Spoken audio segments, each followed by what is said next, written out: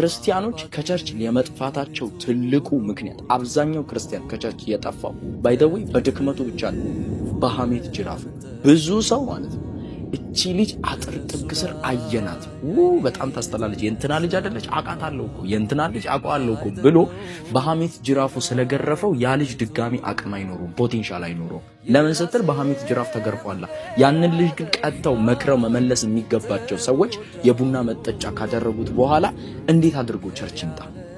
ከዛ በኋላ ከቸርች ሲጠፋ ደግሞ ባክ አደረገ ብለን እንሰድበዋለን። ያ ልጅ እኮ እንደ ማንኛችንም ደግሞ እኮ ነው ያለፈው።